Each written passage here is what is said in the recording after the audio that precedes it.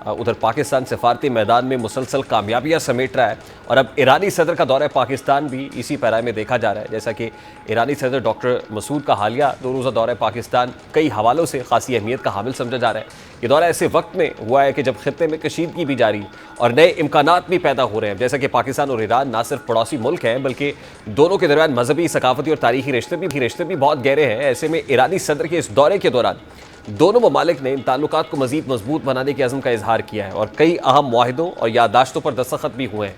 ये मुआहिदे ख़ास तौर पर इक़्तिसादी, साइंसी, तकनीकी और तिजारती शोबों में ताउन बढ़ाने से मुताल्लिक है, जिनका मकसद बाहमी तिजारत को अगले चंद सालों में $10 अरब सालाना तक ले जाना है।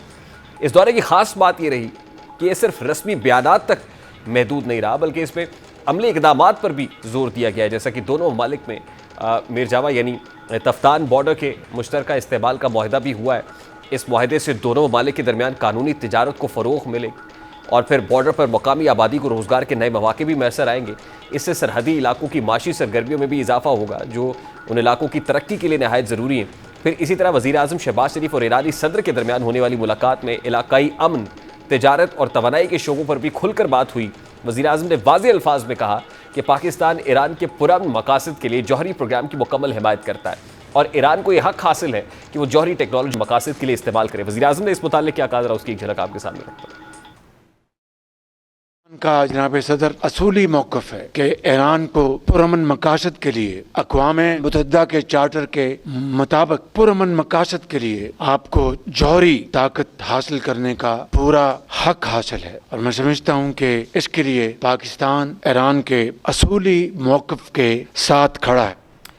अब वज़ीर आज़म का ये मौक़िफ़ पाकिस्तान की खारजा पॉलिसी के उसूली पहलुओं को ज़ाहिर करता है कि पाकिस्तान अपने हमसाय ममालिक के साथ खड़ा है और उनके हुकूक़ का एहतराम करता है। इसी तरह दहशतगर्दी के ख़िलाफ़ भी दोनों ममालिक ने यकजहती का इजहार किया है और इस हवाले से वज़ीर आज़म ने कहा कि पाकिस्तान और ईरान का मौक़िफ़ दहशतगर्दी के ख़िलाफ़ यकसा है और दोनों मुल्क इस नासूर को जड़ से ख़त्म करने के लिए मिलकर काम करेंगे। अब ये पैगाम न सिर्फ अंदरूनी मुल्क बल्कि आलमी सतह पर भी भेजा गया कि पाकिस्तान और ईरान मिलकर खित्ते के अमन और इस्तेहकाम के लिए संजीदा है। ईरानी सदर ने भी अपने दौरे के दौरान पाकिस्तान से मुताल्लिक मोहब्बत भरे अल्फाज इस्तेमाल किए।